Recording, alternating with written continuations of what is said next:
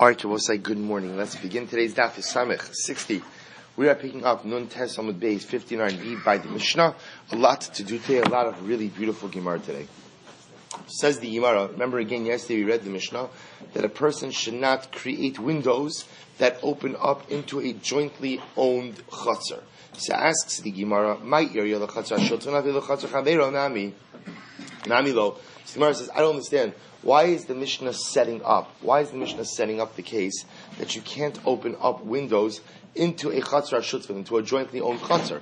The truth is, even if it's not a jointly owned chatzar, even if I'm a next door neighbor to someone, I also can't open up windows into a chatzar that neighbors someone else. To which the Gemara says, Lomi Bayi Kamar. So Lomi Bayi is a stylistic approach that the Gemara often employs, where the Gemara says, I'm going to say this, and I don't even need to say this. So we'll say, it goes without saying that I cannot open up windows from my home into the chutzner of my friend. But I would have said, I will say, into a jointly owned chutzner, I would have thought that I could open up windows. Why? The Amarle sof habois itstanuye mine b'chutzner. Because we'll say, I could have said to my co-owner the following: look, you always had a co-owner in this circumstance. In other words, that you never had unimpeded use in this chutzner. You were always going to have to literally hide yourself. In other words, it's not like you enjoyed privacy at all from the beginning. So now opening up additional windows from my home into the chutzner does not further compromise your experience. Kamash malan da amarlei. Therefore, again, the Mishnah teaches me that no, even in a chutzner shutfin, even in a jointly owned chutzner, one party cannot open up additional windows into the chutzner, because the other party could say, up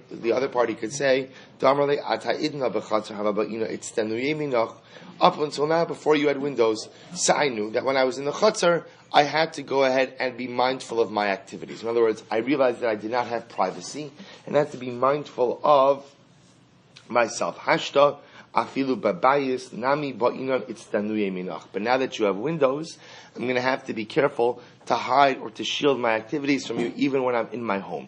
Well, so now what you're going to see is the common theme in this Gemara is that the more openings that a person has towards the chutzner of another, the more time they spend peering into the property of another. That's the assumption the Gemara makes over here. So therefore, again, let's say what the neighbor says is like this: when you had no windows looking into my property, so I knew that when you were outside, so I had to be careful. In other words, I was careful with what activities I would engage in the chutzner. Now that you have windows, that means you're going to be looking into my property the whole time. And not only do I have to be vigilant when I'm in my chutzner, but what? I have to be vigilant even when I'm in my home. Therefore, Rabbi say the halacha is that even in a chutzner shutfin, one partner could block the other one from opening up additional windows. There was once an episode with a man who opened his windows into a jointly owned field. And he came before Rabbi Yishmael Rabbi Yossi. Amar lo, hechzakta b'ni hechzakta. So Rabbi Yishmael said, listen, you made a chazaka. So if you look at the Rashbam says, what's the case over here? Hechzakta, savar la la'alter havye chazaka. Techivan de befanenu hechzek v'shasak. Now, Rabbi Shmuel's opinion was the following. Rabbi Shmuel assumes that, in fact, the partner who built the windows established an immediate chazaka. Why? It didn't take 3 years. Because if indeed your partner or your neighbor was averse to the construction of these windows, then what? Then he would have voiced something immediately. The fact that he did not voice something immediately gives you automatic and immediate chazaka. So Rabbi Chia, the same man came before Rabbi Chia, and Rabbi Chia said, Yagata upasachta, Yagata yagea v'sasum. Just like you toiled when you open the windows, I have advice to you, toil and close up the windows. In other words, that lemaisa, again, first of all, what Rabbi Chia was saying was, there's no chazaka up until 3 years, and within those 3 years, your neighbor objected. Therefore, lemaisa, again, you have to go and close up the windows. Amar Rav Nachman. So Rav Nachman says, top of Samach Hamadal for both sides, Belistom la'alter havya chazaka, she'ein adam asur shesosmin oro b'fana b'shosin. Now, both say, now listen to this case. If Reuben were to open up a window, and Shimon were to erect a wall right by that window, right? Shimon were to open up that wall right by that window and to go ahead and block off the window essentially, and the person who built the window, Reuven, were not to say anything, then Rabbi say that indicates that what? that indicates that Reuven accepts the fact that his window was built illegally, and therefore does not contest Shimon's building of the wall. Why? Because the assumption is that a person does not remain silent if someone else blocks their daylight. So the fact that Reuven has his daylight blocked and he does not say anything indicates to us what? That he understands that the building of his window was illegal, and therefore Shimon's wall is legal, and Reuven has no recourse but to accept the wall. Fine. We'll say if a person went ahead and purchased a home. So we'll say in this case over here, I'm a partner with Reuven in Chatzar A, and I buy a home in Chatzar B. Now, the way it works is Chatzar A and Chatzar B are next to each other, so that technically speaking, you could go from my home from Chatzar B into Chatzar A, and I have rights of passage, obviously in both Chatzeros. So the halacha says, the Mishnah is, if I'm living in Chatzar B, I can't go ahead and allow my home to be accessed as a form of passage to Chatzar A. I could go into Chatzar A because I'm a shutaf there, but I can't allow access to others. My time, what's the reason? Because we will say you are increasing the flow of pedestrian traffic. Ema Seifa. But we'll say, but 1 second, let's look at the end. What does the end say? Ela imratza bona sachedra lifnim mi beso ubona aliyah al gabe beso va'alo marbe alav esadech. Rabbi say, but we learned in the Mishnah that if I want to add on an extra story to my home, or I want to add on an extra room, thereby increase the number of people who are going to live in my home, that's what? That Lamaisa I'm permitted to do that. But is that not increasing pedestrian traffic? To which the Gemara will say something very interesting. Amr Rav Huna, my cheder shechalku b'shnayim, umay aliyah afesoy. So Rav Huna says, Rav say, what's the case where the Mishnah says I'm adding on an extra room to my home? I'm adding on an extra room to my home where I'm taking one room and I'm splitting it into two. What does it mean that I'm adding an extra story? I had very tall ceilings, and so I added a floor in between my floor and the ceiling, thereby creating an extra floor. So in other words, what I've done is, I've increased the occupancy of my home without increasing the size of my home. So what the Gemara is saying is something fascinating. Apparently, even in the times of the Gemara, you had I guess for lack of a better term, like neighborhood associations. So, and you have this now, where in certain neighborhoods, you can't do certain things to your home without getting consent from the neighborhood association. So we'll say Chatzeros used to have this same dynamic. So in a Chatzar, if you wanted to put on an addition to your home, you needed the VAD, you needed the neighborhood VAD to go ahead and sign off on that. But what you could do, I will say, is you could subdivide the existing structure, and for that, you would not need any type of approval. So if you want to take a large bedroom, make it into two. If you want to take a room with high ceilings and make that into literally 2 levels, that you could do on your own without getting the approval of the Chatzar committee, the Chatzar board. Then you could do that. And it will say, it increases occupants, or I should say it increases pedestrian traffic. That's fine. There's no cap as to the number of people that I could have living in my home. As long as those people reside in my original home, then Lamaisa there's no cap, and no one could complain that I'm increasing pedestrian traffic. Very interesting. Says the Mishnah, Lo yiftach adam lo chatzar shutfin Pesach kineged Pesach v'chalon kineged chalon. We'll say it's actually a very beautiful halacha. A person, if he's living in the same chatzar as someone else, cannot align his doorway with the doorway of another. So you can't have your doorway open up opposite your friend's doorway. V'chalon kineged chalon. Nor should you have your windows open opposite your friend's window. So we'll discuss why. Haya katan lo ya'asenu gadol. Similarly, if the doorway or the window we'll go with the doorway. If the doorway was small, you should not make it large. So echad lo ya'asenu shnayim. If ultimately, again, it was one doorway, you can't make it into 2.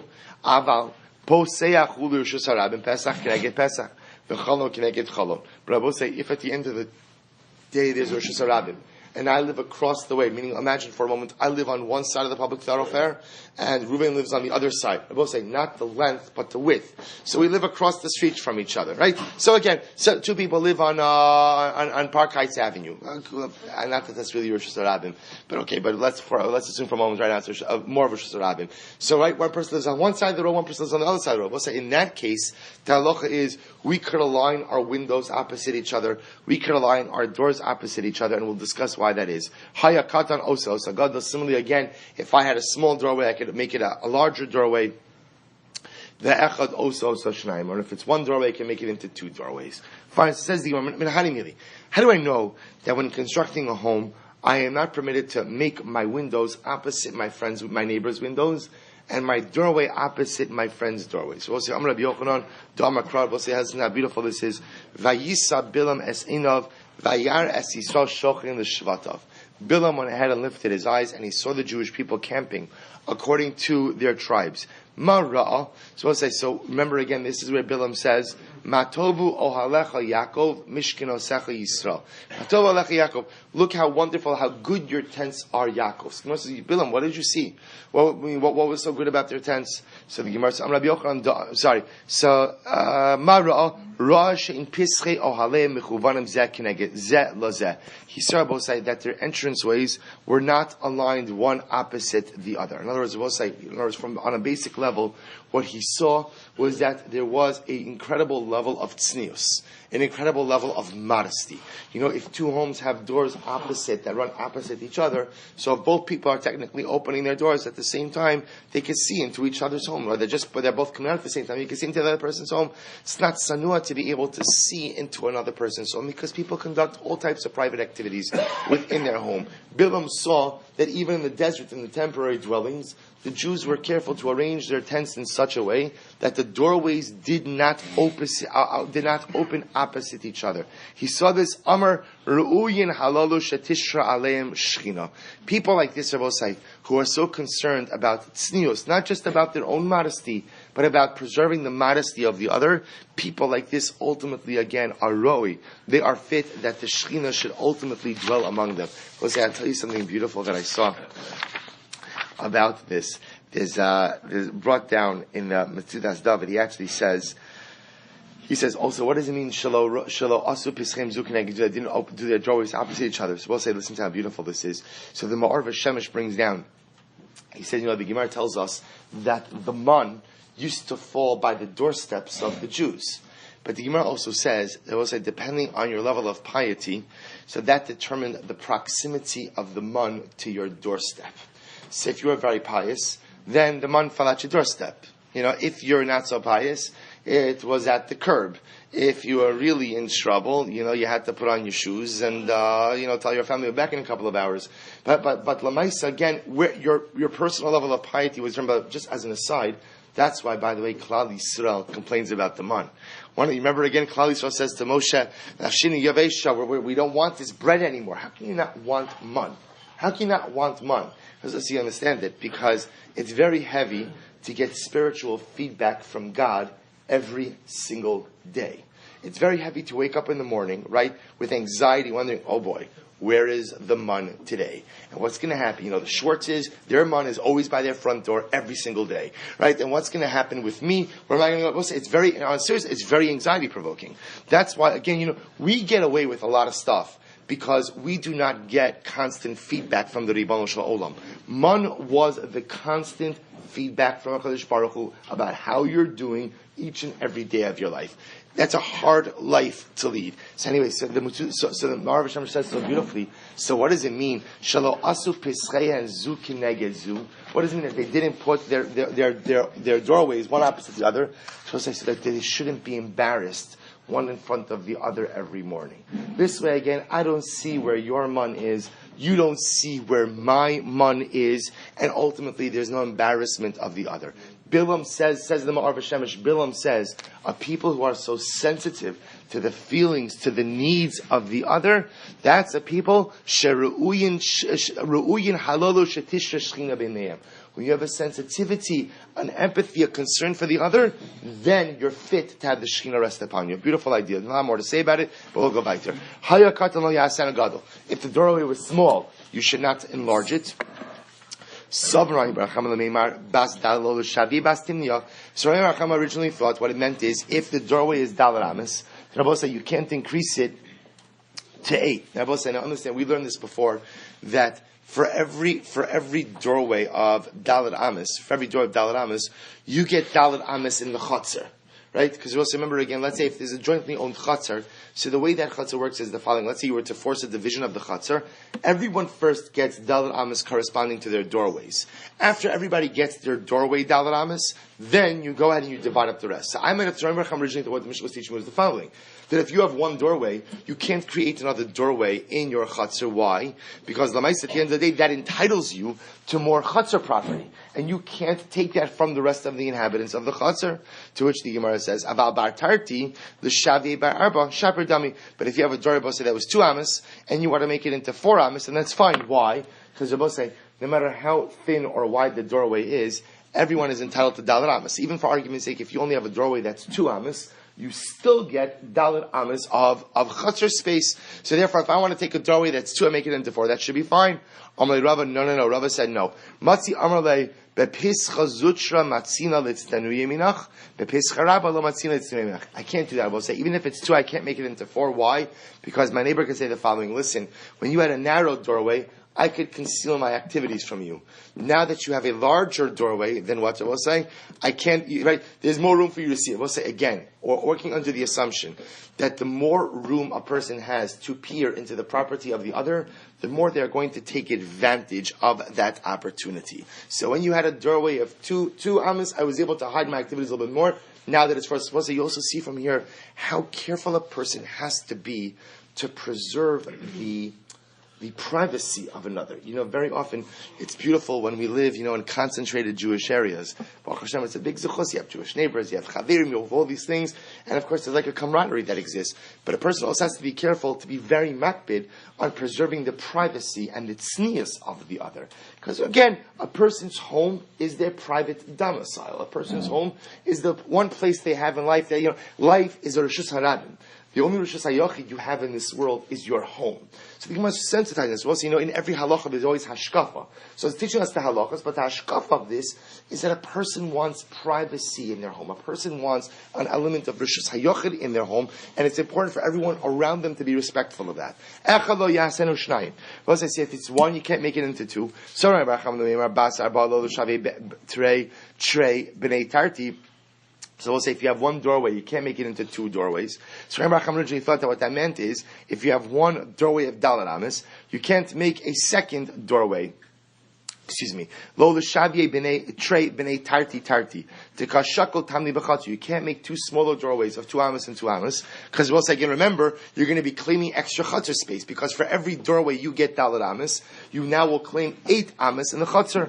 Aval bar tamni. But we'll say if you have a doorway that is already 8, l'shavye b'nei arba shapir dami. Then I will say if I have a doorway, if I have 1 doorway that's 8 amas, why can't I make it into 2 smaller doorways that are 4 amas each? Amarle Rava, because Rava keeps saying, Matzi Amarle, Bechat Pescha Matzina Tztenu Yeminach. With 1 doorway, I could hide myself from you. In other words, I could conceal myself from you. Betray lo matzini Tztenu Yeminach. But now that you have 2 doors, Rabosai, then what? Even when one is closed, the other is open, and you're always going to be peering into my property. Aval poseach ulush surabim pesach kineged pesach. But Rabosai, all of these halachas that you can't make a window opposite your friend's window or your doorway opposite your friend's doorway only applying to chutzner. But if we're living across the sarabim from one another, then what? Then I can make windows opposite windows, doorways opposite doorways. Why is that? Says the Gemara. The Amarle sof habois it's tanuyi b'mei Yerushalayim. Because Rabosai, if your home opens up into the Rishus Harabim, you already have to conceal yourself from all of the pedestrian traffic. My window or my door opposite the Rishus Harabim or on the other side of Rishus Harabim has no additional impact. Meaning, whatever measures you are taking to preserve your privacy are not impacted by me having a window or me having a doorway that opens opposite your home. Mishnah, ein osin chal tachas Rishus Harabim borim sichin ma'aros. So what's this interesting halacha? Mishnah says you cannot dig in Rosh Hashanah. So let's say I want to excavate Rosh Hashanah. Don't ask why, but whatever the mitzvah is, I need dirt. Right? So what happens? I need dirt. So here's what I want to do. I want to take dirt from the Rosh Hashanah. Now I understand I cannot go ahead and make a huge hole Rosh Hashanah. We learned about that extensively. That's bar. So here's what I'm going to do. I'm going to excavate the dirt, but what I'm going to do is I'm going to put some type of cover. Thank you. Some type of cover on top of the Rosh Hashanah, so that, again, my excavations, my digging do not impact the flow of traffic. People could travel unimpeded. The Tanna Kama says you can't do it. You can't do it. Einos in chalotam sh'rabim barosich l'ma'aros. Rabbi Elazar matir kadesha te'agala ma'alachas utun havan. Rabbi Elazar says you can do it as long as what? As long as the covering you put on is strong enough that a wagon filled with stones is able to pass over it. In other words, that as long as Uri. There's a seat for you up here. You can come with your father up here. Right? So, shalom aleichem. So now, so again, so what happens over here? So Rabbi Elazar says, as long as the cover is strong enough, that lamaisa, you can go ahead and take a wagon laden with stones and drive over the cover, then that is enough. So the Gemara says, weiter. So in motzien zizin gustroos l'sarabim. Shabbos say you can't go ahead and allow beams or other protrusions to go. Good morning, Mr. Schoenfeld. Or to protrude into the Sharabim. Elim Ratza Konis is this is very important halacha. You can't have things from your property protrude into the Sharabim. Right? Just a simple idea. You can't have beams or other things protrude. But what can you do? Ela Imratza, I will say, if you want some protrusions, what can you do? Konis l'soch shalo. You could move your walls of your property back. Umotzi. And then I will say you could extend the protrusions.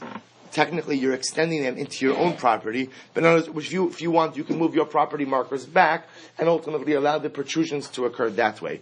Lakach chatzer uba gizin ugustros. But I will say, if you purchase the property and that property has beams which extend into the Rosh Hashanah, then what? Harei zu bechazkasa. Then I will say, ultimately, again, you have a chazak on that. I will say, this is actually a very interesting halacha. So what it's saying over here is the following: if I'm living in my property, I can't extend beams into the Rosh Hashanah, but if I bought a property that already has existing protruding beams, then what?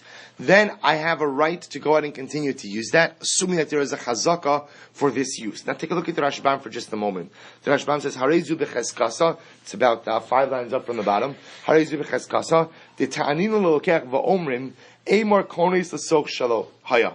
Aval amochra lo shahotzi azizin, hu haya tzarech lahavi edim shekinis l'sok shalo.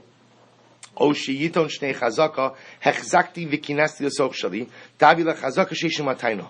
Aval okeach lo tzarech l'mitan midi elakach lakachta vein tzarech liton hei chotzi amochra azizin chutz lo shirab netorno miyoresh v'torno l'keach. So we'll say essentially again, what we assume is when you buy a property that already has these existing protrusions, we assume that the owner did his chazaka, the owner did his thing. In other words, when you purchase as Israel, you are permitted to assume that there is a chazaka for the current usage of the property. Fine. Rabbanan. So again, remember, first machlokes in the Mishnah was, I want to excavate dirt in the Sharabim, but I'm willing to place a cover over the hole. And again, I'm willing to place a very sturdy cover. So Rabbi Elazar says, fine, as long as it's sturdy enough that a wagon laden with stones could drive over it, you're good to go. The Rabbanan say, even with that, you can't do it. Why not? Says the Gemara Rabbanan, Zinin the mifchis falavadaite. So Rabbanan say, sometimes that cover will erode, and you won't even be aware of it. As I will say, what we're concerned about is that you're not going to be vigilant with the ongoing upkeep of the cover. So the Gemara goes back to Ein motzin gizin ugusteros. Rabbi Ami habile ziza David nafek lemuva. So Rabbi Ami was listening to this Maisa. Rabbi Ami had a protrusion. He had a ziza. He had a beam that extended from his property into a mavoi. Vahu gavra. There was another guy, we'll just call him Guy, who went ahead and had a beam that extended from his property into the Rosh Hashanah. But what happened? Let's say the public, whoever the Rosh Hashanah are, they were upset at this guy that his beam was protruding into the Rosh Hashanah. I have to understand. Without getting into all the details over here, the Rashbam brings down that remember again, beam protruding is not necessarily at a significant height. It could also be at a regular height in which it interferes with the flow of traffic, interferes with animals. So therefore, again, they're upset at this guy for his beam protruding into Rosh Hashanah. So the guy came before Rabbi Ami. Amrlei zil kot. Rabbi Ami says you have to cut down the beam. Well, it's the shah, you have to cut down the beam. If the Rosh Hashanah are complaining about it, you have to cut it down. So this is a little bit of chutzpah. Amrlei v'ha mar nami islei. Rabbi Ami, you also have a protruding beam, right? People in protruding beams shouldn't throw stones, right? What are you going at and telling me that I have to cut back my beam? You have a beam that protrudes as well. So the Gemara says, Didi, lemavua mafik, b'nei mavua machalin gaboy. Didach sarabim mafik, man machal gaboch. Mine extends into a mavui. I have the reshus of the people of the So I will say, the b'nei mavui are a defined population. Therefore, I can get their mechila. I can ask them for their permission, and I can ask them for their reshus, and they could give me their reshus. You're in Rosh Hashanah. There is no defined population called the Rabbim that could give you reshus to keep it there. Therefore, if you're getting complaints, you have to remove it. Let's listen to this. Rabbi Yanai Havale Ilan Hanot Rosh Hashanah. So let's listen to this. Rabbi Yanai had a tree that was in his property, but that extended into the Rosh Hashanah. Havahu Gavra, the Havalinami Ilan Rosh Hashanah. So what happens was another guy who also had a tree, and his tree also extended into the public thoroughfare. Asu b'nei Rosh Hashanah havu kama akve ilayu. And what happens? B'nei Rosh Hashanah came along and said to this guy, "We don't want your tree extending into the Rosh Hashanah." So Rabbi Yana has a tree extending in, no one's bothering him. This other guy has a tree, and they're telling him, "You need to cut back your branches." So let's look at Rabbi Yana. So we'll say the guy comes to Rabbi Yana again for a psak halacha.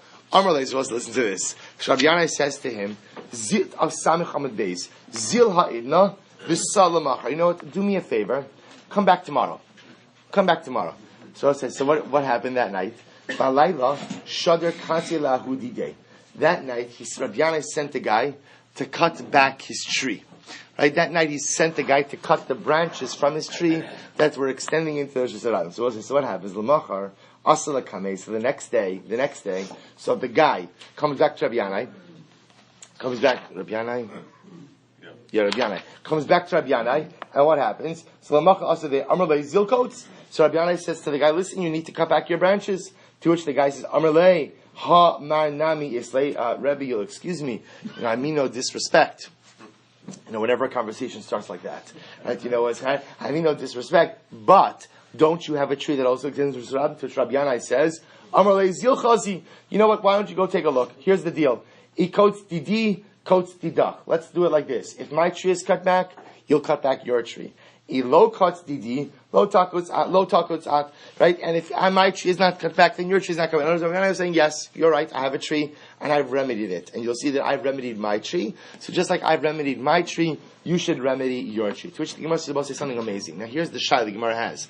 Meikara my savar lebasov my savar. So both say, Rabbi Yanai knew the halacha.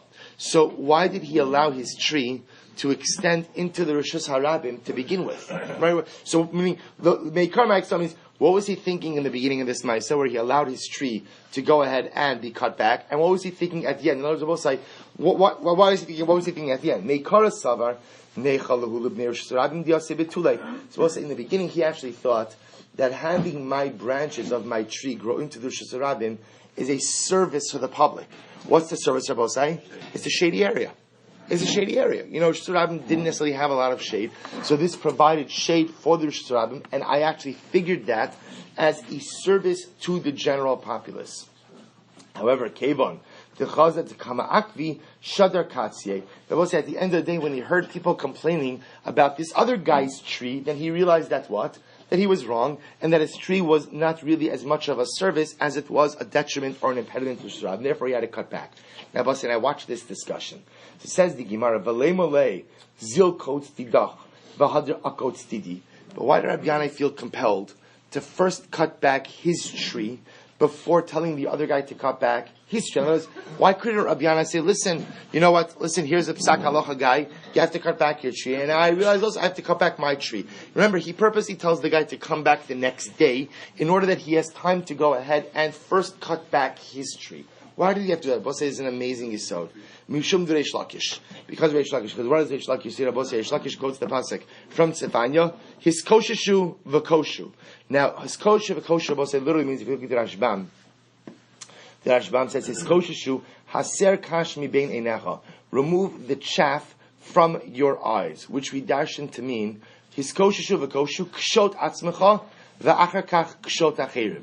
First, Bose say, fix yourself, and then afterwards you could fix others. Whereas what the Navi is saying is kosheshu v'koshu, that go ahead and remove the chaff from yourself and then remove the chaff from others, which we'll say is another way of saying that before you instruct others about how to improve themselves, before you give people instruction about how to improve themselves, before you give people hadracha or musar or life direction, make sure that you are first following your own advice. Which we'll say is a very profound yesod, which essentially, it could be meaning on a most basic level.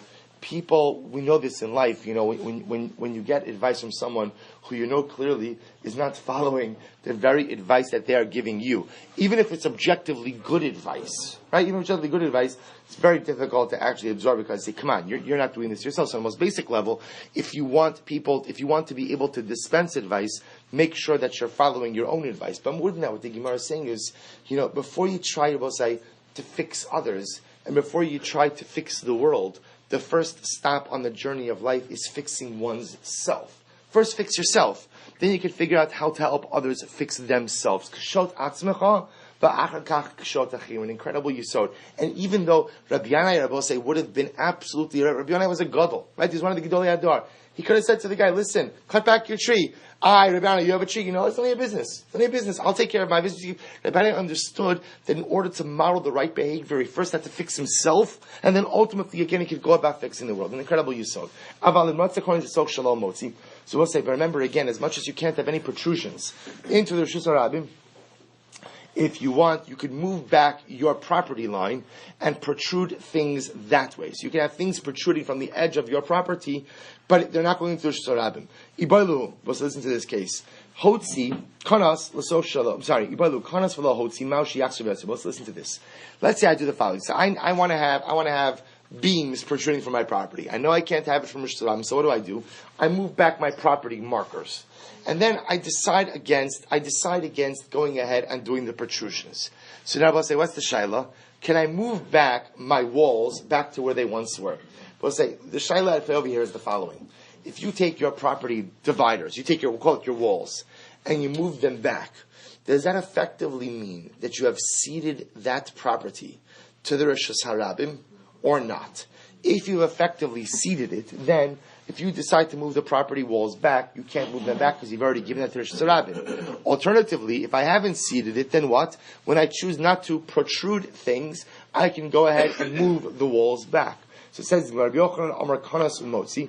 Rabbi Yochanan says, even if you move the walls back, right, meaning you receded the walls, you can move them back to their original place. Reish Lakish Amar Kanas Inamotzi. Reish Lakish says, no, once you went ahead and you moved the walls in, you cannot reclaim that property anymore because you have effectively ceded it to the Rishus HaRabim.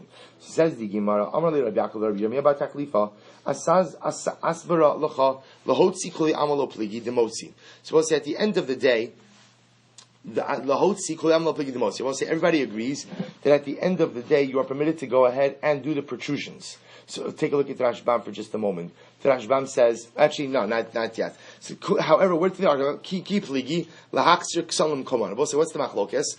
The machlokes is, can you go ahead and actually return the walls back to their original place? The ibcha itmar. In fact, they recorded the same conversation the opposite way. Rabbi Yochanan Amar ino machzir, Reish Lakish Amar machzir. Rabbi Yochanan says you cannot return the walls to their original place. Reish Lakish says you can.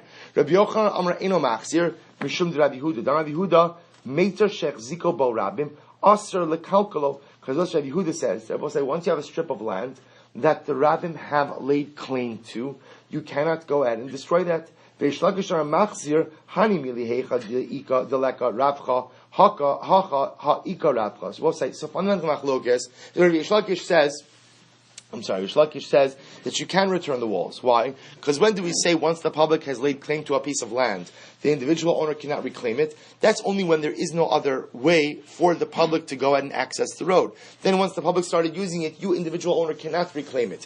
But if the public has other ways in which to travel, then halacha l'maaseh again you can reclaim land. So we'll say, so fundamental machlokes over here as to if you not withdraw, but if you what's the right word? Set back. set back. Okay, good. If you set back your property lines, you move back your property wall with the intention, you're doing that for a purpose because you want to extend stuff. You want to have beams extending. Then you decide against it. Can you put the walls back at the original border of the property? Don't I own the property? I'm sorry? That's the shaila. The shaila is the act of moving the walls back, effectively an act of ceding. That Land in front of it? No, that's the shaila. Meaning, once I move back my walls, have I effectively yielded that ownership to the Rosh Hashanah? That's the fundamental machlokes, Rabbi Yochanan and Reish Lakish. The nafkamina is, if I choose against extending the beams, can I just simply move back the wall to its original base? So we'll say, how do we pass on this? So, I'm sorry? You're in the chutzner. I'm in my chutzner. I'm in, correct. But again, I'm in a chutzner, my part abuts the Rosh Hashanah. So for example, imagine I have a backyard in the chutzner. So now I've moved the wall of my backyard hits up against the Rosh Hashanah. I've moved back my wall. So this doesn't impact the other people in the chutzner. It only impacts my property. So we'll say, so listen to this. So the Shulchan Aruch says following. This is in Choshen Mishpat, Taf Yud Zayin Siv Beis. Ein motziin zizin ugustros Rosh Hashanah. Ela imkein hayu lemala migama v'rochbo. V'hushal yapi laderach and Rosh. Fine. So we'll say first of all, Shulchan Aruch says you cannot extend the beams into the Rosh Hashanah. You cannot extend the beams. The only thing you can do is, unless of course they're so high that they wouldn't even touch a camel and its rider. So we'll say if you're putting it so high that mamish it doesn't impact anything, then fine, you could do it. V'imrotza konis lo shalomotzi. Listen to this. We'll say, let's say again, you chose to move in your walls. You chose to move in your walls in order to extend beams. But then you decided against extending the beams. Harei zemotzi kol zman sheyirtzeh. Aval eno yochol lahachzir haksalim koman le'olam. We'll say, Shulchan Aruch paskins, once you move your walls, you cannot move the walls back. Why? Shekol meitzar shech zikol baram askol. This is a very specific case. This case over here is where my property is abutting the Rosh Hashanah. It's a very specific case. Meaning, if I have just a neighbor and I move my walls back, I can move my walls back whenever I want. This is my Rosh Hashanah, right? So in the public domain, once I move my walls back, I've effectively yielded that property to the Rosh Hashanah. Aval ino yachal akshak some common shekol meitzar shech zikol barabim. Also a calcul. Because we'll say once the rabbim have taken over a particular area, you cannot take it back. Now the Ramah qualifies this and he says, Hagov dafka b'makom shirabim darsimba. Now we'll say, this is assuming that what's happened, once I pull the walls back, there is spillover pedestrian traffic from the Shirabim. In other words, we'll say, if I pull the walls back and no one's using it, meaning again, there's plenty of room for no one's accessing it, then I do have the right to move the wall back. But if I've moved the wall back, and effectively, this has now become part of the Rosh Hashanah, which I will say makes sense. If I have a property that abuts the Rosh Hashanah and I move my wall back, chances are over time the Rosh Hashanah is going to begin to use that property. Once they've begun to use it, I do not have the ability to reclaim it. I will say that indeed is halacha l'maisa. Let's go back there. Loka chatzar. Your beams then, if you move your wall back to put your beams, it becomes a No. So remember, this is talking about a case where you didn't put the beams. There's no where you didn't put the beams, right? If you put the beams, then it's clear that you're still accessing that property. You have not yielded it to Shram. This is a specific case where you pulled the wall back with the intention to put out the beams. You didn't put out the beams. The rabbin have started to use it. You now decided against the beam project. You want to move your walls back to where they were. Halacha says you cannot. Once the rabbin has started to use it, you cannot go ahead and put your walls back where they were. Says the Gemara.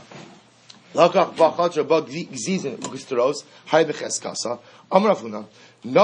So we'll say, so remember again, the Mishnah said that if I bought a home, and that home already had beams that extended into Rosh Hashanah, so we'll say essentially, I assume that the owner established chazaka, however he did that, and there's no shayla sami. In other words, I could keep the home and use it as is. Says the Gemara, Amar Huna, Nafla Chos Rabbanos. So we'll say, now here's what's interesting. Rav Huna says that even if the home falls down, let's say the home collapses, and now I have to rebuild it, I could rebuild it the same way it was. Even with what? The beams extending into Shirab. So even if it falls down, I could rebuild it as was, with the beams extending.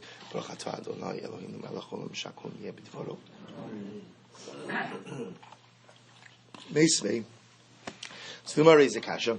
Ein misaydin ve'ein machayrin ve'ein mafaychin bizman hazeh. Both of them are going to get into some zeicha lechorban gemaras. So the halacha is, Raisa says, you cannot plaster and you cannot machayrin. The Rashbam brings down over here is tzuros shetzar besid. You cannot make different images within the plaster, some type of ornamental images. And you can't paint your home bizman hazeh. As we'll say, these are all different practices of zeicher l'churban. We'll discuss them. However, lakach chatzar misuyedes mechuyeres mefuyachas. But if you bought a chatzar that was already plastered, already had the ornamental images, and was already painted, then I will say you could use it as is. However, nafla, first wide line, eino chozer ubona osa. But I will say if it fell down, right, and you rebuild it, you cannot rebuild it with the plaster, with the ornamental images, or with the painting. So what do you see from here? You see from here, I will say that sometimes if you have a chazaka on something, that's fine when the object is as is. But once it falls down, then the maisa what? That chazaka has been lost, and you cannot reestablish that chazaka when rebuilding the object, which the Gemara says, Isur Shani. I will say this is different. Isur is different than Mamon. When it comes to Mamon, Rabbi say we assume that the original owner had his chazaka for keeping the beams extending into Shtarabim, and even if the home falls down and I have to rebuild it, Lamais again I could rebuild it with the same beams extending. When it comes to an Isur, which Rabbi said these are Isurim that were generated Zeicher l'Churban, so once the home falls down and you're rebuilding it, your rebuilding project is governed by the laws of Zeicher l'Churban. Tan Rabbanan, Rabbi said we're going to get these halachas. Rabbi said this is a magnificent sugya.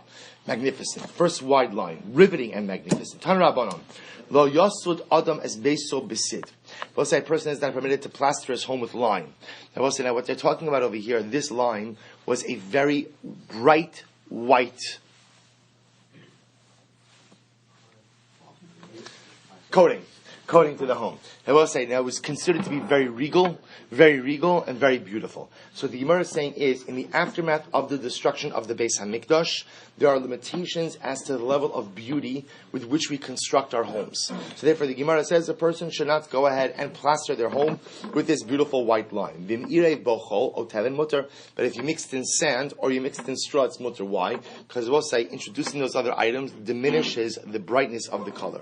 Rabbi Yehuda Omer, Rabbi Yehuda says no, if you mix in sand, it's worse actually, because everyone knows that sand together with lime actually creates a superior building product. Okay, so you can't mix in the sand, you can only mix in the straw. So we'll say the Gemara says the following. When the second Beis HaMikdash was destroyed, Rabu Prushim b'Yisrael. Both said there were a whole group of people who became Prushim. And both said the Prushim were people who wanted to essentially live an ascetic lifestyle, recognizing or reflecting the incredible sadness and loss around the destruction of the Beis HaMikdash. And what did they decide? They said that shalolech basar v'shal lishtos yayin. They were not going to eat meat, they were not going to drink wine. Nitfa lahen Rabbi Yeshua. Rabbi Yeshua got involved with them and he said, Amar lahen, Banai, mipnei ma yatem ochlim basar ve'inatem shosim yayin. So Rabbi Yeshua said to them, my sons, why are you not eating meat? Why are you not drinking wine?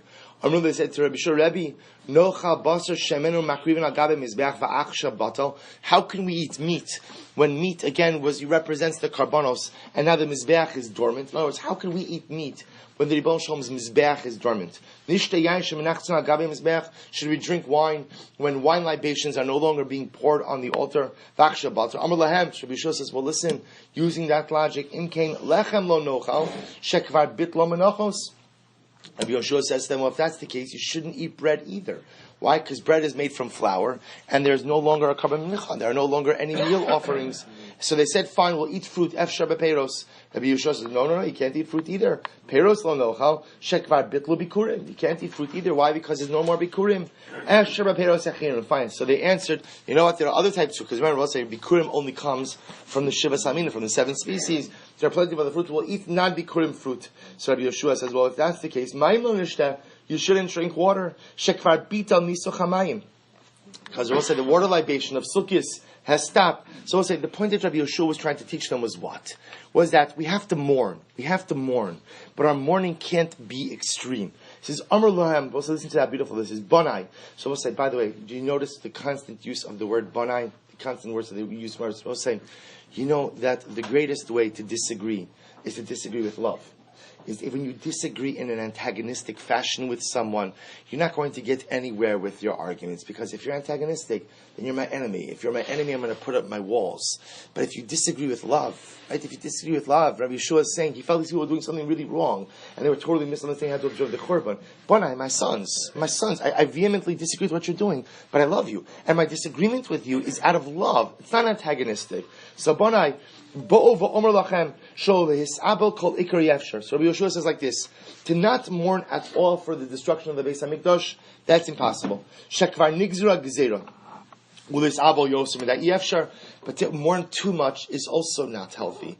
She'ein gozun gzera ala tzibor, ele imkein rov hatzibor yichol lama bo dechsev, ba'me'era atem ne'erim, va'osi atem kovim hagay kulo. So he says, listen, to not mourn at all, that's not possible. To mourn too much is not possible either, because that's not healthy for the general public. And more than that, by the way, not only is it a gzeira she'natzibur yachal lamod bo, that this will become ultimately prohibitions that most people can't endure. But also, what it also means is the following: Judaism has this beautiful dialectic between mourning and movement. That's the dialectic. Mourning and movement. We mourn because our hearts are broken over what we've lost, but we never stop moving. The problem of mourning too much is that you become rooted in place. There's a time for that. That's called Shiva. Shiva is mourning without movement. You're rooted in your loss, and there is no forward life momentum, because you have to reflect on what's been lost. But that's good for 7 days. Afterwards, it's got to be mourning and movement. So Rabbi says, rather, says Rabbi Yeshua, here's how we mourn. Sad adam espeso b'sedu meshayir bo davar muat. So we'll say a person plasters his home, but you should leave a little piece unplastered. V'kama, how much should you leave unplastered? We'll say, Amar Rav Yosef, ama al ama. We'll say you leave 1 amma by 1 amma. So we'll say this, in the Shulchan Aruch codifies this halacha l'maisa, that when plastering our homes, that we leave an amma by amma unfinished. So we'll say, so you're asking yourself, this is codified in Shulchan Aruch. You see this in Eretz Yisrael all of the time. You do not see this in Chutz La'aretz. So the Aruch HaShulchan and others bring down that the truth is this practice has fallen pretty much out of practice, because remember, this was dafka a din in Sad Adam Beiso Besid. This was a din when they were using this bright white line.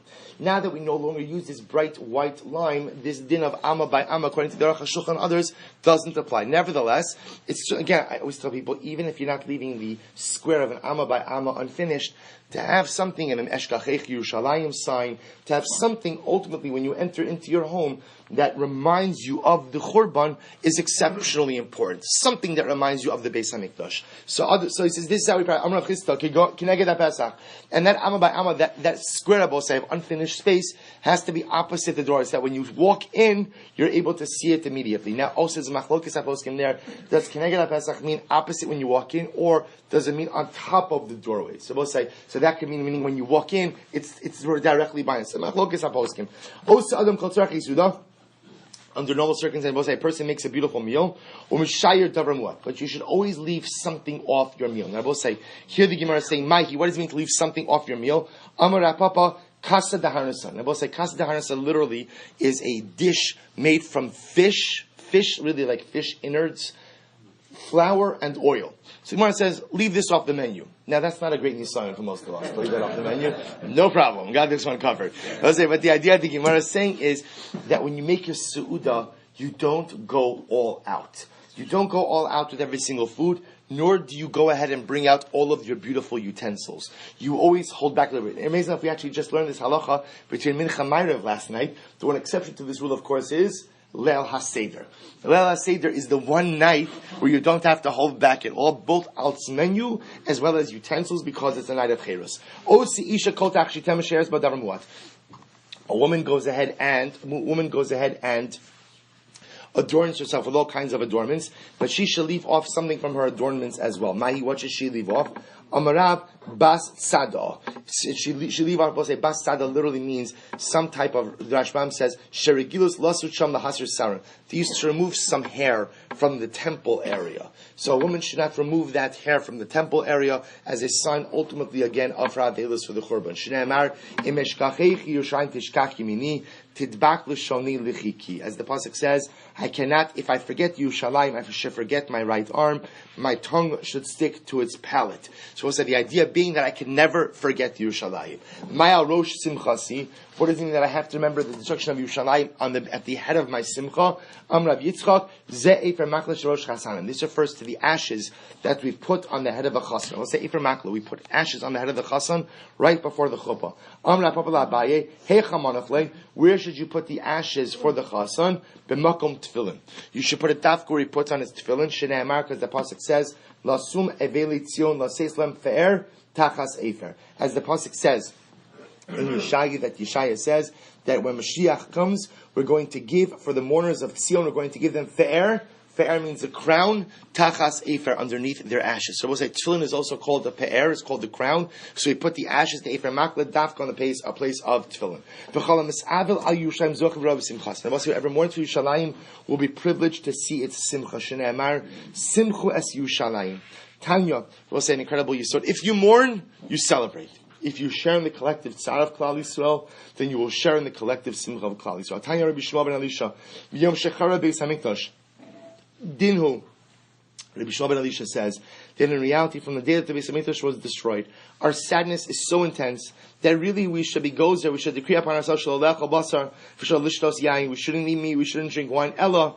In gozrin gezira ala tzibur ela imkein rov hatzibur yichon lamud bo. We'll say in reality, our avelu should be so intense that we shouldn't eat meat and we shouldn't drink wine. But we can't do that because that's not an appropriate gezira for the majority of the tzibur. Umiyom shepashta malchus harasha shegozersen geziras ros v'kashos umuvatel semenu haTorah mitzvos. And I will say from the day that the Romans, malchus harasha refers to the Romans, from the day the Romans had begun to decree such terrible decrees upon us, and they prevent us from learning Torah and mitzvos. Ve'in manachas asonli. They do not allow us to engage. We'll say Shavua ben refers to bris milah. They do not allow us to perform the mitzvah bris milah. Ben. Some say they do not allow us to perform the mitzvah pidyon ben. Dinhu shenigzar alatzmenu shlolisa isha ulaholid banim. We'll say, so here the Gemara is saying over here that sometimes the pain of the Jew from persecution is so intense that they literally just want to throw in the towel. They don't let us learn Torah. They don't let us learn mitzvahs. We'll say, again, circumcision was under the penalty of death. Pidyon haben under the penalty of death. And sometimes there's yitzhar to what Rabbi say, just throw in the towel. What is the point? What is the point of marrying? What is the point of being mamid a family? What is the point of putting in efforts into a family if at the end of the day we can never self-actualize? So sometimes there's yitzhar just to give in the table. But we can't do that. Why? Because if we do that, we'll say, what happens? If we do that, what happens? It's the end of the story. It's the end of the journey. And remember, again, the Jew always has to find that dialectic of mourning and movement. We mourn, but no matter how intense the pain is, we always move forward. Ella, hanach lehem Yisrael, mutav shiu shogin v'ayinu mazidin. We'll say, this is a very strange ending. Rather, let the Jews do what they do. Right? Let the Jews do what they do. Better for them to be shogigin, to be accidental sinners, and not to be mizidin. We'll say, now, what does that mean? So I'll say, what that means is the following. At the end of the day, what Rabbi Shmuel ben Elisha is lamenting is that no one really appreciates the full profundity of the Churban. And people are going about their lives just without the full measure, without feeling the full pain of the absence of the Beis HaMikdash. Rabbi Shmuel says, you know what? It's better for people to go through life not feeling the full measure of pain, but continuing to accomplish than feeling the full measure of pain and being paralyzed. We'd rather than not feel the full measure of pain and continue to accomplish than to feel the full measure of pain and to be paralyzed. That's what Shlomo Elisha is teaching us. Is at the end of the day, sometimes it sounds like a strange thing. Better to mourn less and move more than to mourn more and move less. Because the nitzchias, the true eternality of Klal Yisrael, is our ability to grow, our ability to accomplish, our ability to continue our movement even in the face of the most dire of circumstances. We should be zocher Hashem to be able to actualize this lesson in our personal lives, in our national lives, and halavai, and that's HaKadosh Baruch Hu should give us the Bayis Shlishi, the Melech HaMashiach, Mihira B'Yameinu, Amen, Hadron Alon, Cheskas Sabatin. Shkoyach.